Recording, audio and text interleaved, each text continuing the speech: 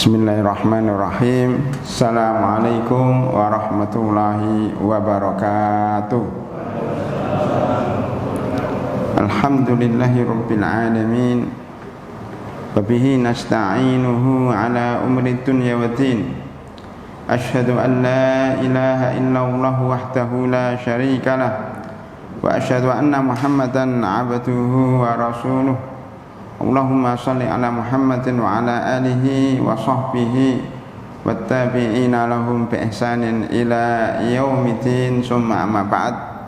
Hadirin dan hadirat, terutama bapak-bapak jamaah salat maghrib Masjid Al-Furqan Villa Nusa Indah yang kami hormati.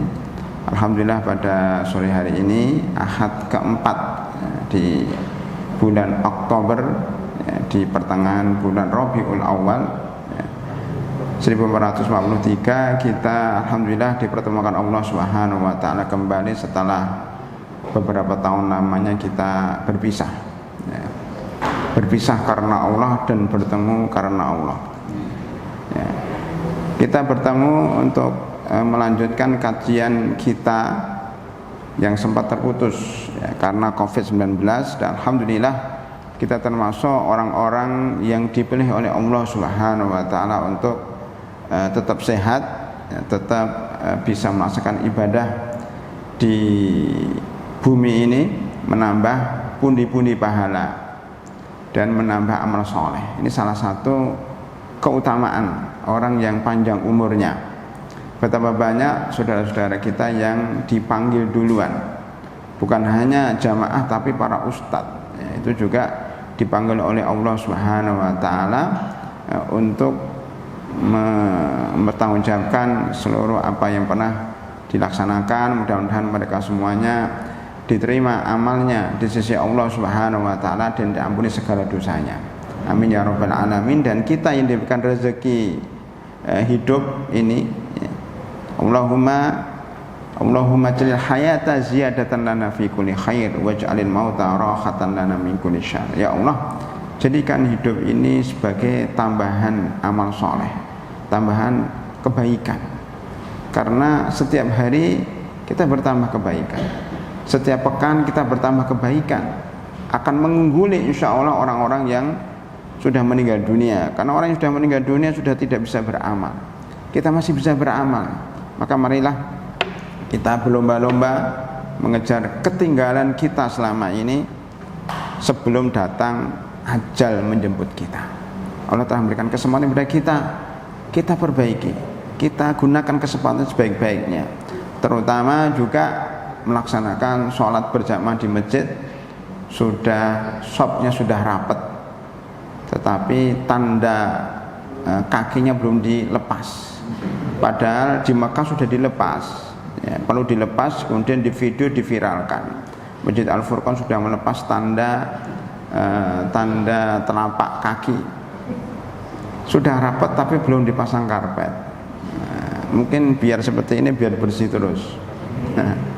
Karena sudah terbiasa membawa sajadah, tiba-tiba ada karpet. Mudah-mudahan karpetnya nggak kena banjir, Pak ya. Karena dulu kalau nggak salah karpetnya baru, mungkin baru disimpan ya, supaya dibersihkan dulu baru nanti digelar ya. Mudah-mudahan secara bertahap ibadah kita kembali normal ya, secara bertahap. Penyakit COVID virus ini mudah-mudahan pergi dari negara kita Indonesia. Amin ya rabbal alamin. Jadi rahimakumullah, sampai hampir lupa kajian kita itu apa sih sebenarnya, bahkan jalannya juga hampir lupa saking lamanya. Tapi ini itu masih masjidnya masih diberi tali-tali itu. Tadi masuknya sebelah mana, parkirnya sebelah mana masih bingung. Apalagi pintu gerbangnya ditutup. Masih Covid ini bilang. Nyari-nyari tempat bingung ya. Masuk gang, salah masuk gang. Alhamdulillah ketemu setelah mencari jalan ya. Akhirnya alhamdulillah ketemu dengan izin Allah SWT. Dan kemudian nampaknya tema kita adalah mengenal Ahlussunnah wal Jamaah, benar ya? Ini sudah setahun yang lalu. Sampai mana? Pak Edi biasanya nyatet. Yang mana Pak Edi?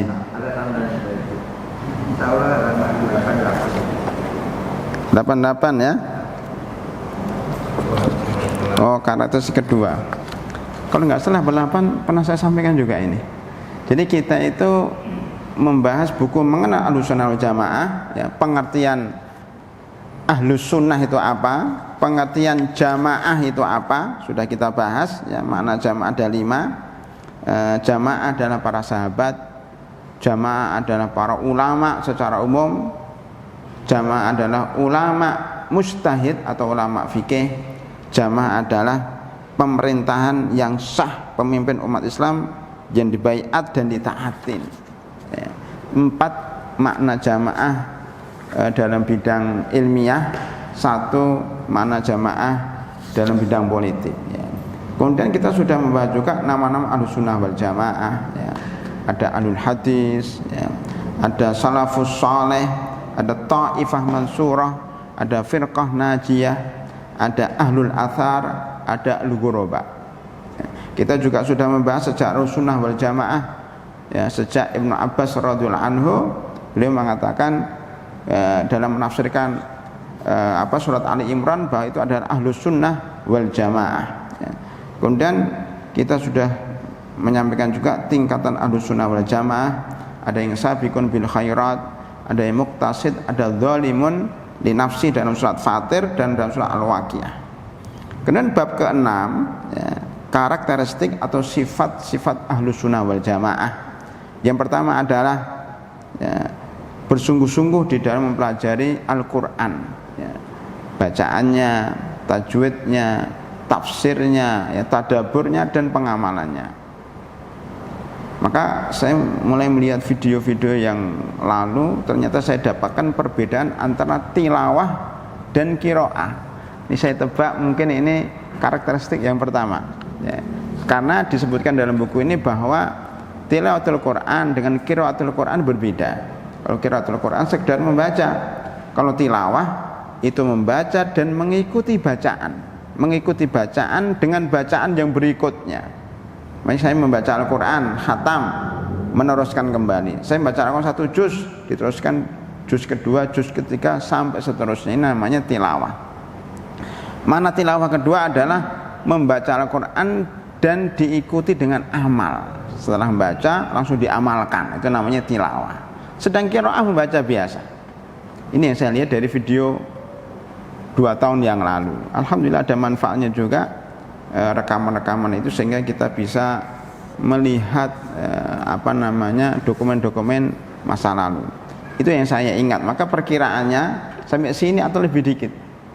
Maka kemudian karakteristik yang kedua adalah selalu bersungguh-sungguh di dalam mempelajari sunnah Rasulullah SAW. Ini kalau nggak salah sudah saya sampaikan waktu itu, kita mengusulkan bahwa Masjid Al-Furqan ini kalau bisa beli buku-buku hadis, ya, untuk ditaruh di perpustakaan. Saya ingat bahwa sudah banyak buku-buku, tapi buku-bukunya masih terpampang, tidak bergerak sedikit pun, tidak ada bekas dibuka, jadi masih baru sampai sekarang udah 3 tahun. Ya, itu bagus, ya, menjaga buku supaya nggak rusak. Padahal maksudnya nggak pernah disentuh.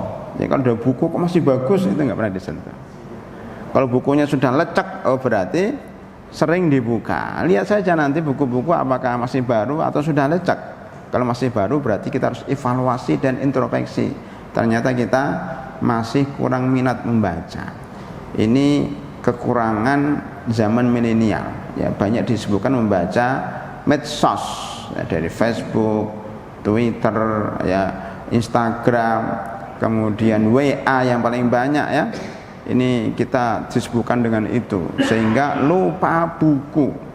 Padahal buku itu adalah karya-karya para ulama yang insya Allah penuh dengan berkah, ya.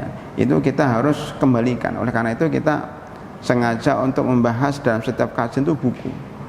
Bahkan, ya, sekarang sudah hampir 90% kajian-kajian kita semuanya menggunakan buku. Dan buku itu kita tulis sendiri, ya. Jadi untuk membiasakan menulis dan membiasakan membaca buku dalam bentuk kertas, ya. Hadirin rahimakumullah. Oleh karena itu pernah saya sampaikan di sini juga, pertama lengkapi masjid ini dengan buku-buku hadis, Riyadhus Shalihin, Bulughul Maram, Umdatul Ahkam, Sahih Bukhari, Sahih Muslim, itu minimal. Kalau perlu memang punya buku Sunan Tirmidzi, Sunan Abu Daud, Sunan Ibnu Majah, ya, Sunan Nasa'i, ada Kutubus Sittah. Memang kita nggak terbiasa, ya, orang Indonesia apalagi nggak terbiasa memegang buku-buku turos, apalagi buku hadis. Tetapi kalau kita mengaku diri kita Ahlus Sunnah wal Jamaah, itu harus dilakukan.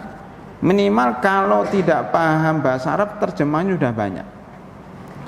Kalau saya tidak menganjurkan, ya, kita memiliki buku Fathul Bari terjemahkan. Beberapa masjid, di masjid kompleks saya juga ada Fathul Bari, itu ada berapa puluh jilid. Subhanallah, luar biasa nih jamaah masjid. Lagi-lagi nggak pernah disentuh, cuma untuk pajangan.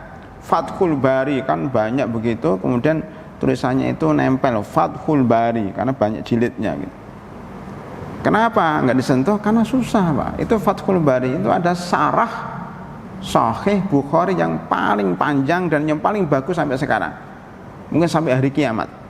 Makanya Imam Syaukani mengatakan la hijrata ba'dal fathi, la hijrata ba'dal fath, tidak ada hijrah setelah fatku Mekah. Jadi hijrah ditutup, maksudnya hijrah dari Mekah ke Madinah sudah ditutup, sudah selesai masanya karena fatku Mekah. Karena Mekah tempatnya orang musyrik sudah ditaklukkan umat Islam, maka ngapain hijrah, tetap di Mekah saja karena sudah menjadi wilayah Islam. La hijrata ba'dal fathi. Tetapi hijrah ke tempat lain bagi orang-orang yang tertindas masih dibuka. Ini maksud Syaukani itu ada dua. Maksudnya yang tadi secara fisik tidak ada hijrah dari Mekah ke Madinah. Maka maksud yang kedua adalah tidak ada hijrah setelah Fathul Bari. Jadi kalau Fathul Bari ini sudah dikarang oleh Imam Ibnu Hajar selama 40 tahun, ya, maka tidak ada yang bisa menandingi sampai hari kiamat. Sampai hari kiamat, ini perkiraan para ulama. Karena dilihat ulama zaman sekarang semakin meredup, semakin ilmunya semakin cetek, ya, karena tadi sibuk dengan medsos. Mana mungkin bisa membaca Sahih Bukhari, mana mungkin bisa menyelesaikan Fathul Bari. Baca aja belum sempat, bagaimana mengarangnya. Itu seperti doa Nabi Sulaiman, Rabbighfirli wa habli mulkan la yambaghi li ahadin min ba'di innaka antal wahhab. Ya Allah, ampunilah dosa saya dan berikan kekuasaan, kerajaan, di mana kerajaan itu tidak akan dimiliki orang sesudahku. Innaka antal wahhab, sesungguhnya Engkau Maha Pemberi, dan itu dikabulkan oleh Allah Subhanahu wa taala. Sehingga sampai sekarang tidak ada kerajaan yang lebih besar daripada kerajaan Nabi Sulaiman. Barangkali Ibnu Hajar juga pernah berdoa seperti itu, Rabbighfirli wa habli fathal bari la yambali ahadin min ba'di. Ya Allah, ampunilah dosa-dosa saya dan berikan saya sarah Sahih Bukhari yang disebut dengan Fathul Bari yang tidak bisa seseorang menandingi sampai hari kiamat, dan itu mungkin dikabulkan oleh Allah Subhanahu wa taala. Saya tidak tahu apakah beliau berdoa seperti itu, tapi nampaknya agak mirip-mirip. Sampai sekarang sudah berapa abad? Kira-kira 7 abad. 5 abad, 7 abad sampai 8 abad belum ada tanda-tanda orang yang bisa mensarah Sahih Bukhari sepanjang dan sebaik Imam Ibnu Hajar. Maka ketika ada masjid menaruh buku itu, satu sisi bagus, luar biasa masjid kok mempunyai koleksi Fathul Bari. Sisi lain belum makomnya, jauh banget. Jangankan kita, ya, orang-orang umum, para ulama yang besar pun belum tentu bisa paham Fathul Bari, karena itu bukunya para ulama, disebutkan detail daripada hadis, istilah hadis, ya, kemudian ada beberapa fikih yang mungkin kita sendiri belum paham, ya. Maka nggak kita anjurkan, bahkan kepada para mahasiswa nggak kita anjurkan baca Fathul Bari. Cukup baca Bukhari, Sahih Bukhari dulu. Sahih Bukhari itu matannya, Fathul Bari itu sarahnya. Matanya dulu belum hatam, sudah baca Fathul Bari sarahnya. Istilahnya kalau Qur'annya belum hatam, kok sudah baca tafsirnya. Kalau tafsir kan sudah kita bahas, ya, yang paling sederhana ya tafsir-tafsir zaman sekarang sudah disederhanakan. Yang sering dipakai ada tafsir Ibnu Katsir, tapi itu sudah terlalu lebar juga, banyak sanadnya, makanya banyak yang menulis Mukhtasar Tafsir Ibnu Katsir, sanadnya dihilangkan, tinggal matanya itu pun masih terlalu susah untuk dipahami. Makanya perlu buku-buku yang agak ringkas, termasuk buku sunnah tadi. Makanya kita anjurkan pertama Sahih Bukhari, itu ada namanya Mukhtasar Sahih Bukhari ya, itu dibaca sampai selesai, disarah oleh ustadz mungkin sekedarnya. Kemudian ada Sahih Muslim, juga ada sarahnya yang sederhana. Kemudian 4 buku sunnah tadi, Sunan Ibnu Majah, Sunan Tirmidzi, Sunan Abu Daud, Sunan Nasa'i, dan Sunan Ibnu Majah. Jadi 6 buku itu kalau kita mengaku Ahlussunnah wal Jamaah minimal kenal buku, tidak harus memiliki Pak, minimal kenal. Maka masjid kalau bisa mengadakan seperti itu luar biasa, cuma raknya nggak cukup ya. Ini raknya ini untuk Sahih Bukhari aja udah nggak cukup ya. Apalagi untuk Sahih Muslim, Sunan Abu Daud sampai bawah nampaknya kurang cukup. Jadi ya sudahlah, kita mengadakan yang ringan-ringan saja dulu ya, kayak Riyadhus Shalihin, kayak Arba'in Nawawiyah boleh lah itu ya, sama Bulughul Maram, udah itu dulu lah. Itu tanda kita itu Ahlussunnah wal Jamaah, dan tanda masjid ini, Masjid Al-Furqan adalah Masjid Ahlussunnah wal Jamaah. Jadi tandanya apa? Punya buku-buku hadis dan punya buku-buku tafsir. Nah, itu. Jadi Ahlussunnah wal Jamaah itu tidak sekedar mengklaim saya Ahlussunnah wal Jamaah, tapi ternyata nggak punya buku-bukunya. Dan jamaah yang punya kelebihan rezeki diharapkan di rumahnya itu ada koleksi. Nggak apa-apa, koleksi dulu lah. Paling berapa sih buku itu? Koleksi. Ustaz sekarang nggak perlu itu karena ada di internet semuanya.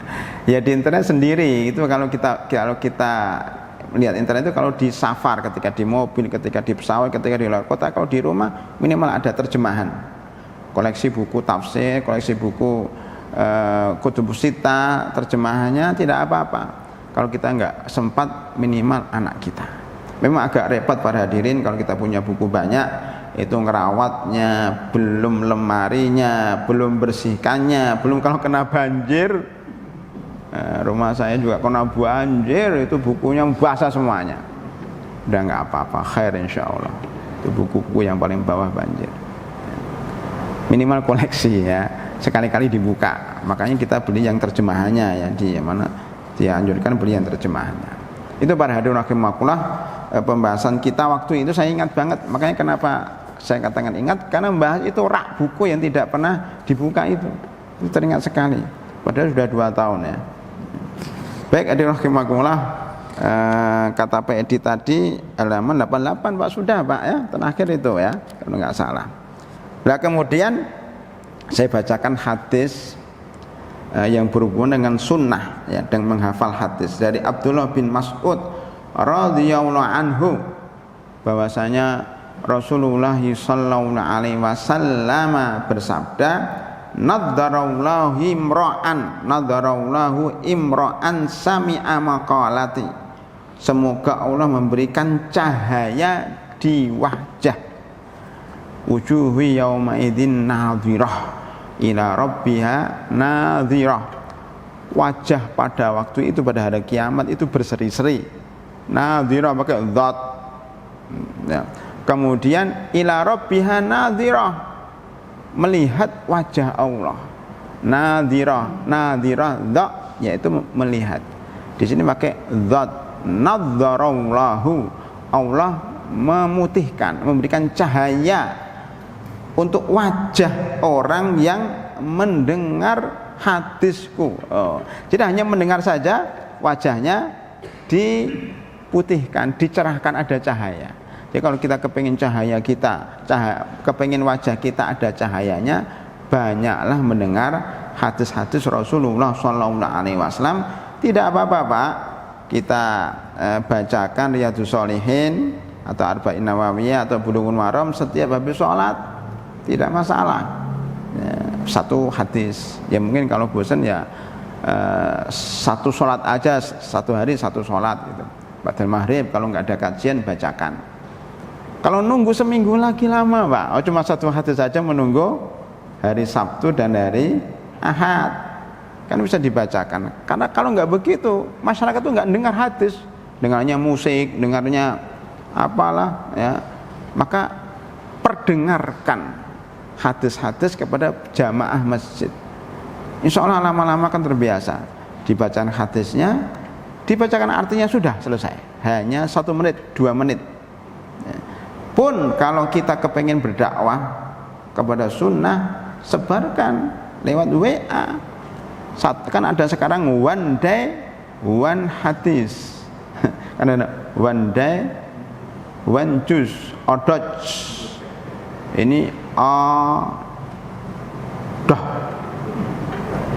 ada odoj, ada ojo. One day one hadis. Sampai sekarang saya masih mendapatkan sharing one day one hadis. Jadi 1 hari 1 hadis tapi dengan sarahnya. Itu terlalu panjang. Yang paling baik itu hadis aja. Hadis dibaca selesai, dibaca selesai. Kalau yang ahli IT ya, kalau bisa buat aplikasi hadis. Kalau buka HP kita langsung keluar ceret hadis. Kita itu masih kalah loh dakwah dengan iklan-iklan. Kalau kita lihat dengar YouTube, lihat website, membaca berita, itu pasti keluar iklan-iklan banyak banget. Tapi jarang yang iklannya hadis. Iklannya apa jarang? Rata-rata iklannya masalah-masalah dunia. Kenapa yang ahli IT dan ahlu sunnah wal jamaah tidak menyebarkan sunnah lewat aplikasi seperti itu? Di dakwah itu tidak mesti ceramah, dakwah juga bisa lewat aplikasi. Sehingga HP kita dipenuhi dengan aplikasi-aplikasi yang sunnah. Nah, sekarang salah satu ciri ahlu sunnah wal jamaah adalah HP-nya ada aplikasi Quran, ada aplikasi hadis. Dicek nanti, Anda ahlu sunnah wal jamaah enggak? Ya, mana HP-nya? Oh, enggak ada, berarti enggak benar kamu.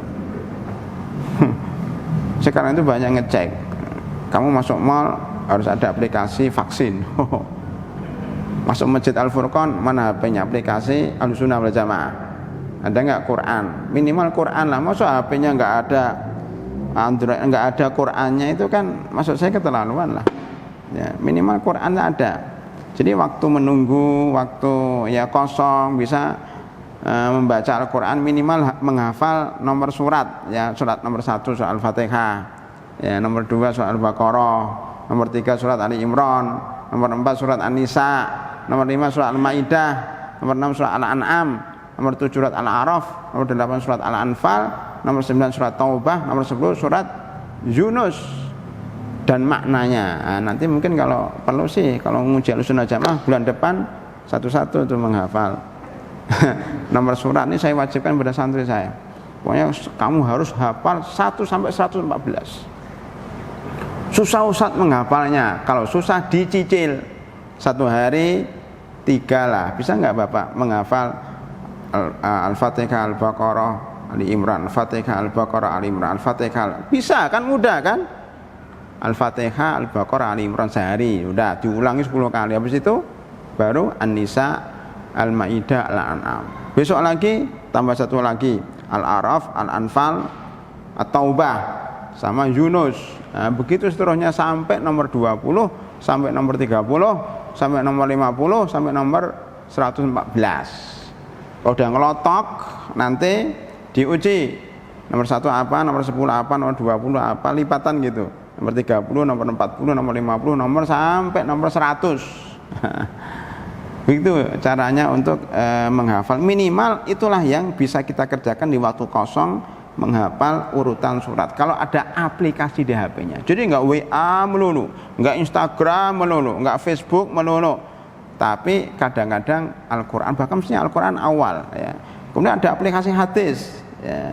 Minimal Bulughul Maram. Ya, kalau di tempat saya ada namanya Maktabah Syamilah. Itu isinya sudah ribuan buku. Tapi juga ada namanya cara mencari hadis, cara mencari ayat. Jadi kalau mencari ayat diklik, kemudian tulisnya ayat apa, nanti keluar semuanya. Namanya Yukinun, Yukin itu ada berapa ayat. Muflihun, terus Muflihun ada berapa ayat, itu ada aplikasinya. Nah, mohon seperti ini mulai di-download di HP-nya Ahlussunnah wal Jamaah.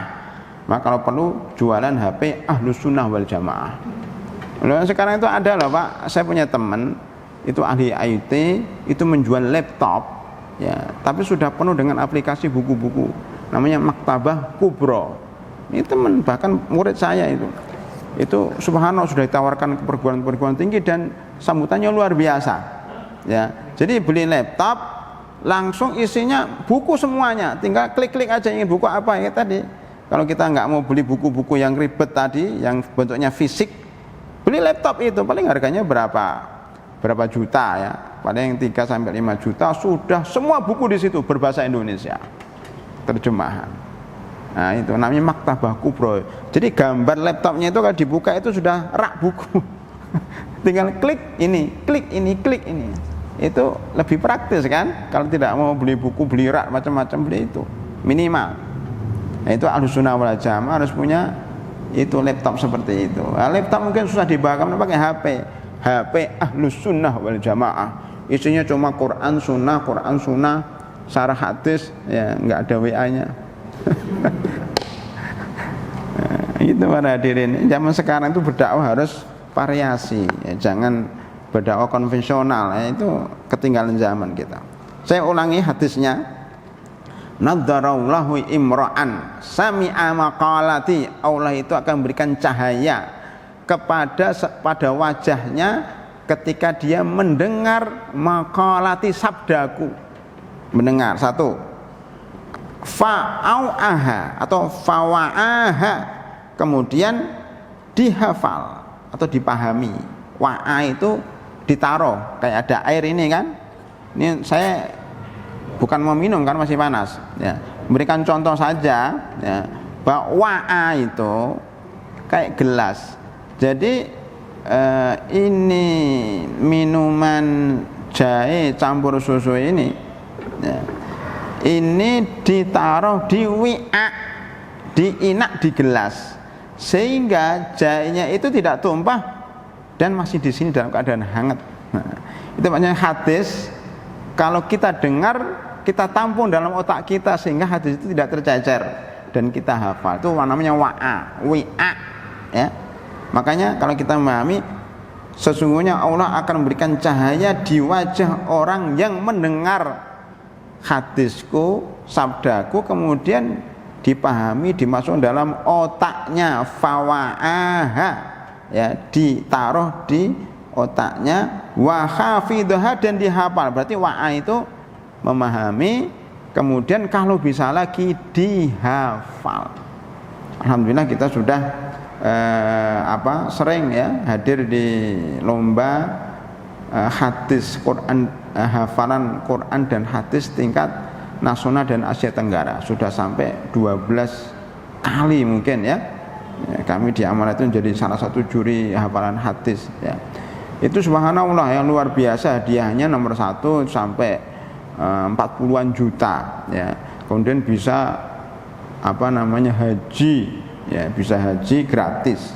Itu dari juara 1, juara 2, juara 3 untuk Quran dan untuk hadis juga, tingkat nasional dan tingkat Asia Tenggara. Itu banyak orang Indonesia yang berhasil menghafal tetapi belum sampai memahami. Maka kemudian lomba hadisnya pun ditingkatkan menjadi fikih hadis. Dulu cuma hafal hadis, anak-anak fulan hafal ya. Tetapi banyak yang tidak paham isinya, maka pada perlombaan berikutnya ditambahin fikih hadis. Apa maknanya? Apa makna ayat ini? Bukan ayat, apa makna kosakata hadis ini dan apa fikihnya? Ada fikih hadis.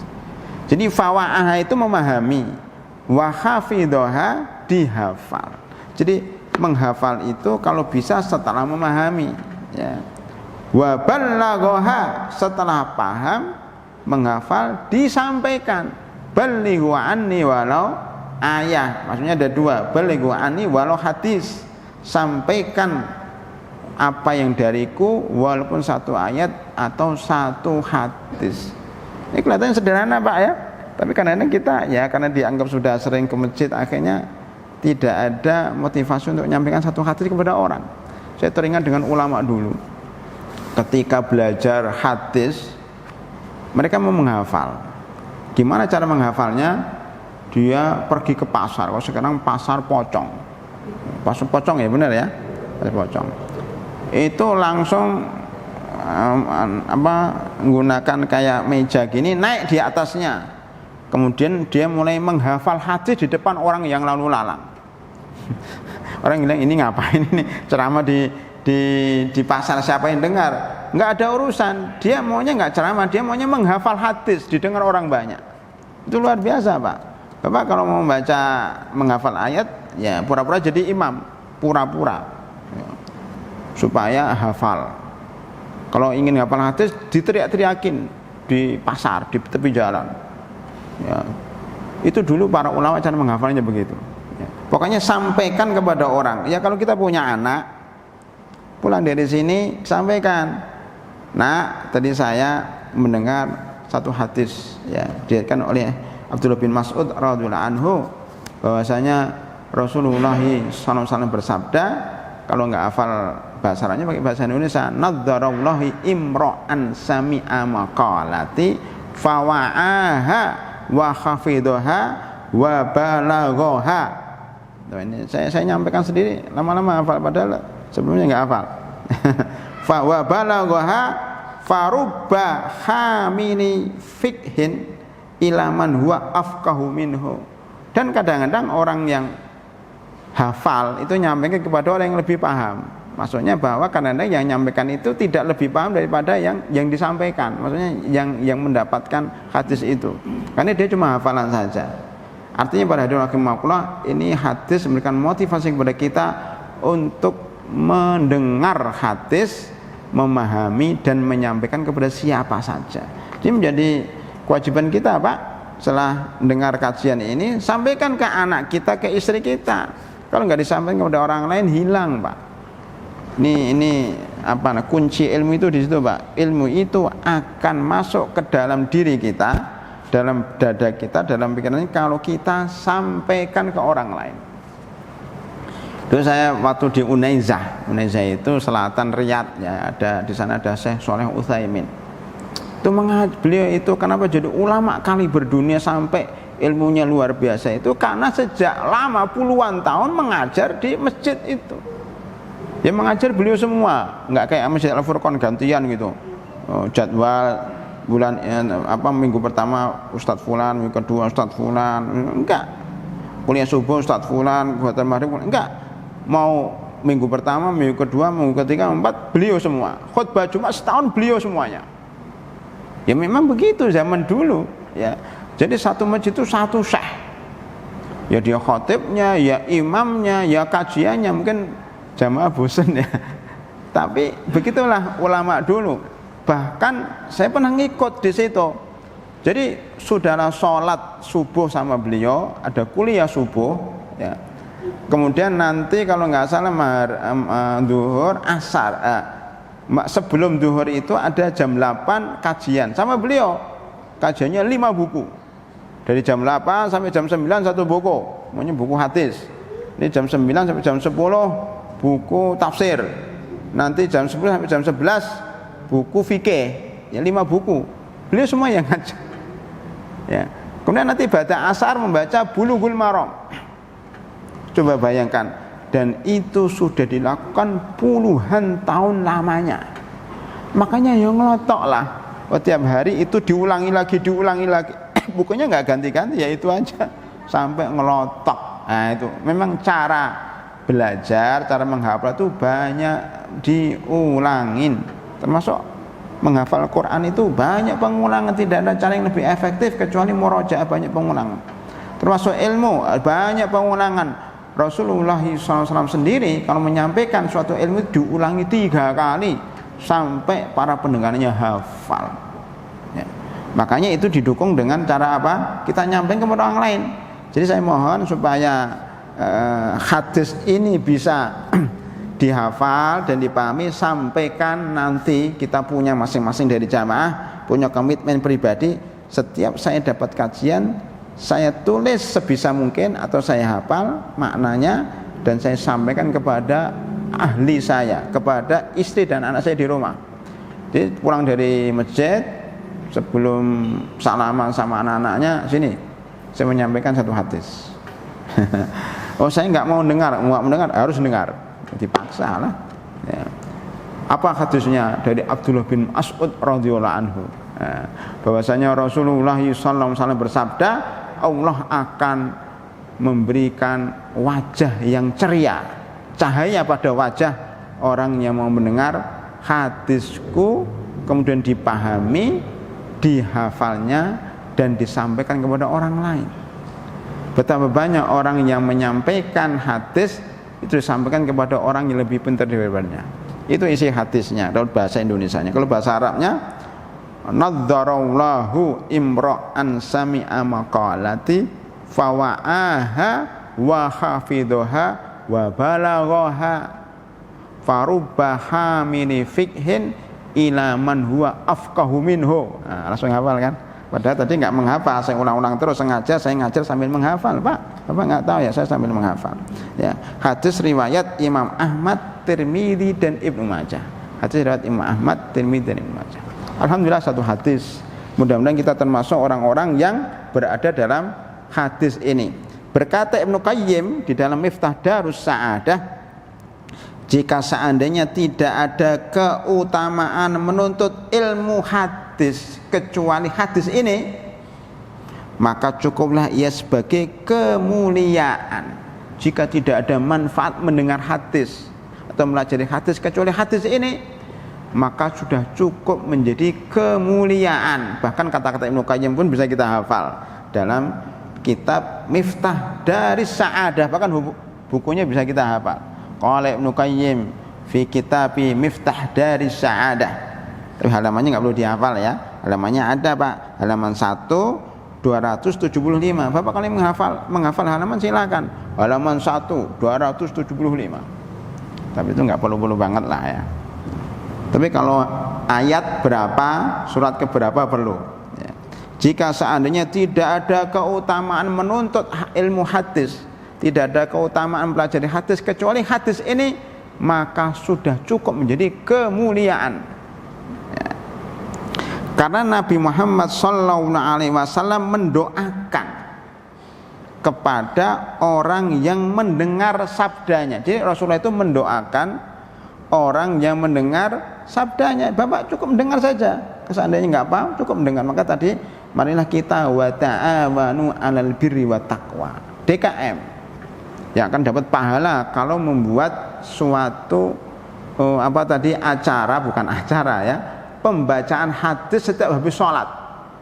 Nanti jamaah mau tidak mau mendengar ya. Dan kita dapat pahala ini karena kita memberikan fasilitas orang dapat pahala ya. Karena Nabi Muhammad SAW memuji dan mendoakan orang yang mendengar hadis ya, memahami, menghafal dan menyampaikannya. Cukup Pak ya. Jadi pertama hadis Abdullah bin Mas'ud ya, riwayatnya Imam Ahmad, Abu Daud dan Nasai, ditambah sarah dari Ibnu Qayyim di dalam Miftah Darus Sa'adah jilid 1 halaman 275. Sekarang saya hafal, minggu depan sudah lupa. Kenapa? Karena nggak dimurojaah. Maka kesempatan saya ya, untuk malam ini murojaah hal-hal yang mungkin nggak sempat saya baca dan nggak sempat saya hafal di tempat lain. Itu Pak ya. Jadi kalau tidak ada kemuliaan mendengar hadis kecuali hadis ini, maka sudah cukup ya. Karena ini doa dari Rasulullah Sallallahu Alaihi Wasallam. Selesai Pak. Jadi sifat ahlu sunnah wal jamaah itu selalu ingin mendengar hadis, punya buku hadis, punya aplikasi hadis ya, dan membeli buku hadis di rumahnya atau di masjidnya, dan selalu mendengar dan menulis.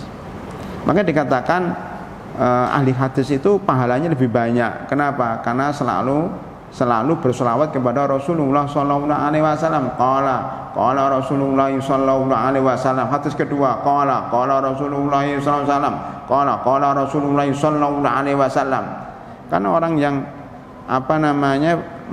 berselawat kepada Nabi Muhammad SAW akan didoakan 10 kali lipat. Nah, itu enaknya jadi ahli hadis. Gitu para hadirin rahimakumullah, sudah selesai bab kedua. Isya-nya jam berapa? Sudah isya ya? Sudah masuk ya? Dipaskan. Mudah-mudahan bermanfaat kita mendengar adzan isya dulu, kemudian nanti kita lanjutkan tanya jawab sampai iqamat. Silakan. La ilaha illallah Allahumma rabbani da'wati tammas salati maqamati Muhammadin rasulul fadilah wa asum maqama muhtadin liwata.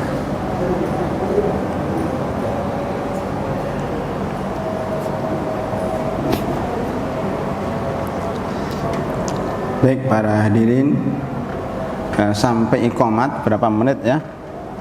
Tidak ada, 10 menit kira-kira. Apakah ada pertanyaan dari jamaah atau tambahan dari materi kita? Biasanya Pak siapa itu yang sering nanya itu? Ada pertanyaan ya? Silahkan Pak. Waalaikumsalam warahmatullahi wabarakatuh. Sebaiknya baca Quran itu yang baik pakai handphone, di handphone atau di mushaf? Sebaiknya baca Al-Quran itu pakai handphone atau di mushaf? Iya, yang mana yang baik? Para ulama mengatakan bahwa yang paling baik itu membaca Al-Quran lewat mushaf.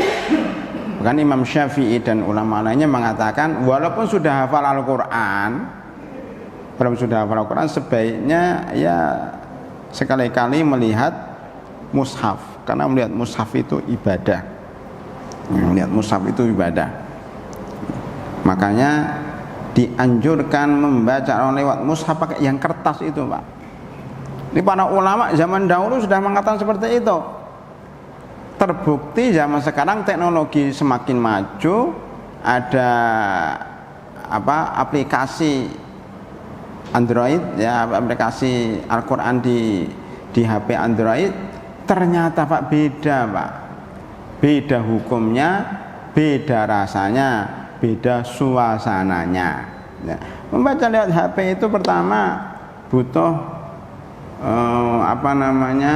dicas dulu supaya HP-nya nggak mati. Yang kedua kan butuh internet, itu download. Bagi orang tertentu yang di pedalaman, ya, di kampung susah download. Ya. Kemudian setelah itu kalau kita baca Al-Quran lewat HP, ya itu silau. Apalagi kalau sambil dicaskan gitu, ada listrik, aliran listrik yang mengena tubuh kita. Jadi HP ini melemahkan mata. Semenjak kita ada HP itu matanya semakin lemah. Dulu nggak ada HP, sorotan mata kita kuat. Ada HP lama-lama lemah. Kenapa?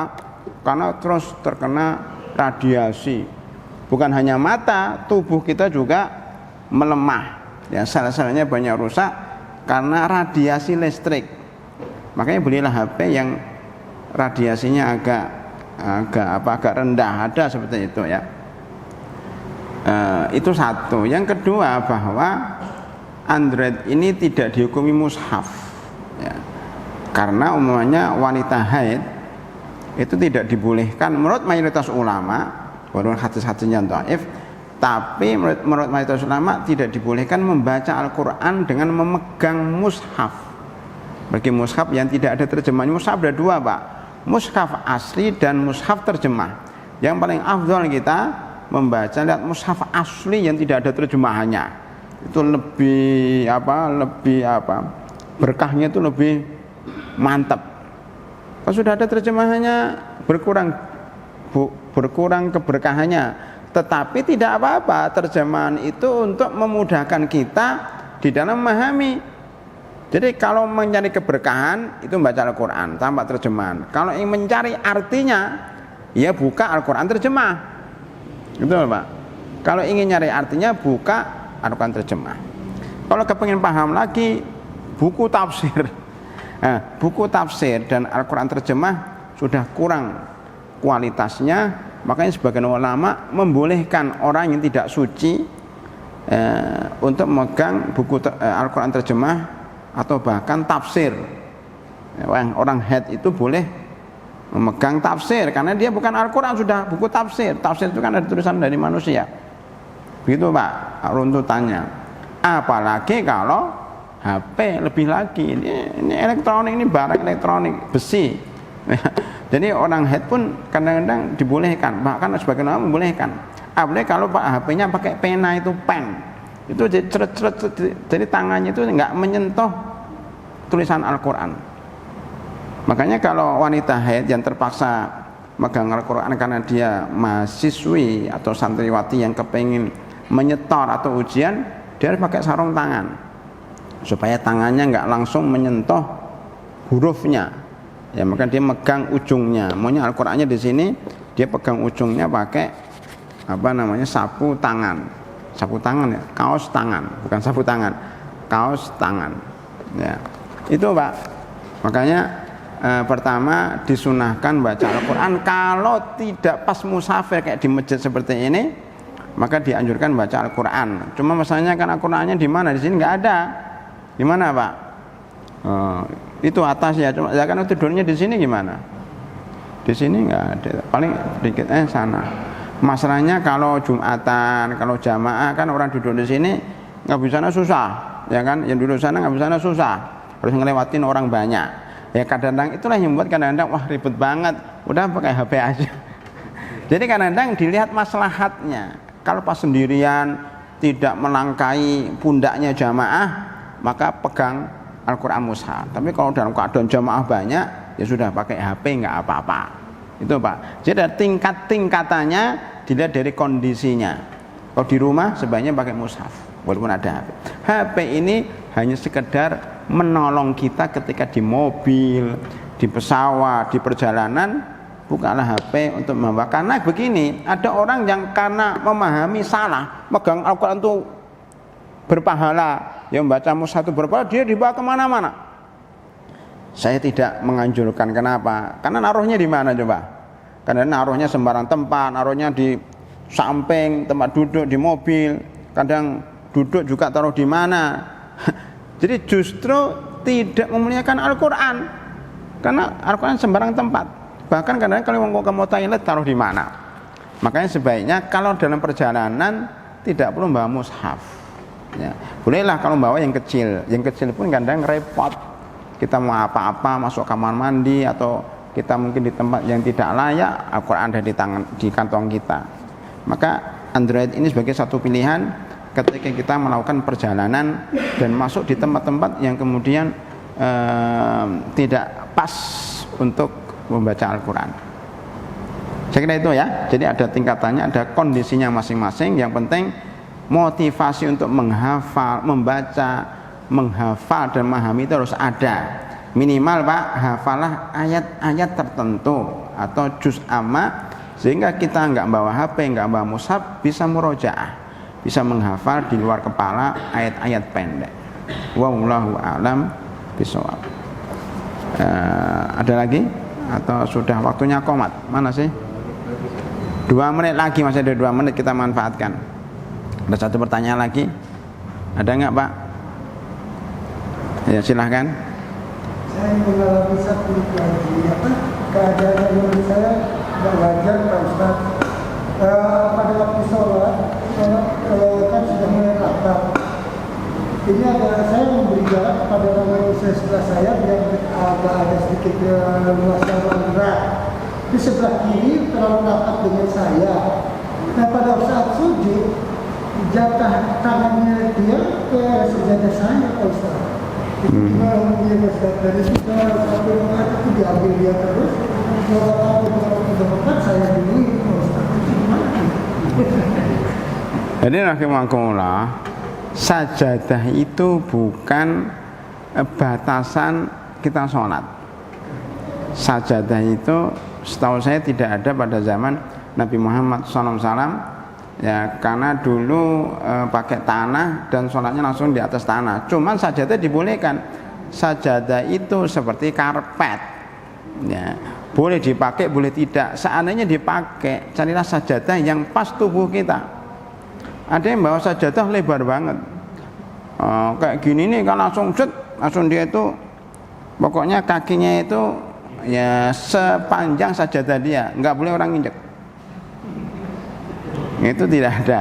Sajadah ini kayak karpet, boleh diinjek, boleh dipegang oleh orang lain. Apalagi kalau namanya shopnya kayak tadi kan saya sudah ngelar sajadah, shopnya agak sana dikit, ya saya pindah, sajadahnya ditinggal kayak tadi, Pak, ya. setengah kaki saya di sajadah saya, setengah kaki di sajadah orang lain, nggak masalah, untuk menunjukkan bahwa sajadah itu bukan ukuran. Makanya kalau gini, jadi ada dua masalah, ini masalah sajadah, yang kedua masalah soft. Soft itu ya sebenarnya yang paling baik itu pertengahan, tidak terlalu rapat banget dan tidak terlalu longgar banget, semuanya nggak benar ya. Yang benar adalah yang pertengahan. Dalam arti kata kalau terlalu rapat ya kan terjadinya rebutan lapak. Saya dulu saya tuh sering sekadang ya kalau rapat banget tuh kadang-kadang ada orang yang melaksanakan sunnah tapi tidak tepat waktu, tidak tepat sasaran. Jadi dia itu tangannya mengikuti hadis Rasulullah SAW, katanya bahwa beliau itu kalau sujud kelihatan ketiaknya. Gimana caranya supaya kelihatan? Kan harus begini dan harus kelihatan. Maka kalau mengamalkan sunnah itu jangan setengah-setengah. Buktikan bahwa ketiak Anda kelihatan. Kalau ketiak Anda nggak kelihatan berarti belum nyunah.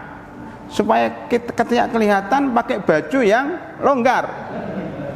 Itu satu. Yang kedua, beliau itu dalam hadis ketiaknya putih. Orang itu bayada ibtih. Saya melihat ketiak beliau itu putih. Maka yang ketiaknya hitam kan itu sunnah. Harus dikerok dulu supaya putih. Itu cara memahami hadis yang salah. Ya. Itu para hadirin, begini itu pertama memang beliau waktu itu kan panas, musim panas, menggunakan agak longgar, maka diginikan maksudnya biar tidak menyentuh. Jadi sunnahnya itu hatta menurut mazhab Syafi'i dalam buku Matan Nabi Suja, sunnahnya laki-laki itu tidak menempelkan siku-sikunya ke dalam perut, tapi dilebarkan. Kalau perempuan memang diginikan untuk menutupi auratnya, kalau laki diginikan. Itu kalau sendiri. Kalau sedang berjamaah harus dilihat kanan kirinya. Jangan yang penting saya melaksanakan sunnah terserah orang lain, nggak ada urusan. Udah ketiaknya bau lagi. Mana sunnahnya?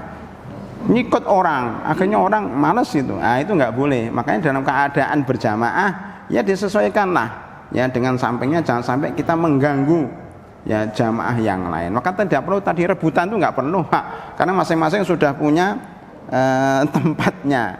Maka kaki itu sesuaikan dengan tubuh Anda. Kalau tubuhnya besar ya kakinya agak lebar, tubuhnya kecil ya kakinya agak menyempit. Ini enggak, tubuhnya kecil kakinya lebar.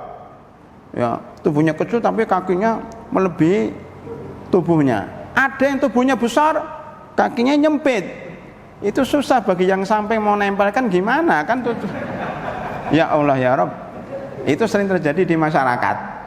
Yang paling baik itu sopnya ya sesuaikan dengan badan kita sehingga tidak mengganggu sampainya ketika ruko, ketika sujud, tidak perlu rebutan tadi lapak ya saya dulu dia dulu. Nah, itu menyebabkan tidak khusyuk sholatnya karena sholatnya hanya mikir kaki, mikir tangan, lupa bacaan sholat, bacaan imam apa enggak ingat karena melihat kaki dan tangan. Nah, itu enggak benar itu namanya beribadah yang sudah nyeleweng dari tujuan. Ya, saya kira itu Pak ya.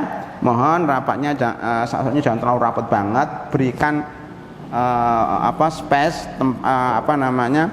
jarak sedikit agar orang bisa bernafas, bisa paling tidak begini itu pas, jangan sampai begini karena di sini karena akhirnya kita gini kalau lama repot. Ya, itu saja. Mudah-mudahan kita bisa melaksanakan sifat Ahlussunnah wal Jamaah, yaitu pertengahan. Tidak terlalu berlebihan dalam beragama dan tidak terlalu meremehkan, tapi pertengahan. Demikian para hadirin rahimakumullah kajian kita dan tanya jawab. Mudah-mudahan ini adalah mulai yang baik, bidayah thayyibah. Mudah-mudahan terlalu istiqomah sampai akhir kita bisa terus mengkaji kajian-kajian Islam yang bermanfaat bagi kehidupan kita. Amin ya rabbal alamin. Kita tutup dengan doa kafaratul majlis. Subhanakallahumma bihamdika asyhadu an la ilaha illa anta astaghfiruka wa atubu ilaik. Assalamualaikum warahmatullahi wabarakatuh.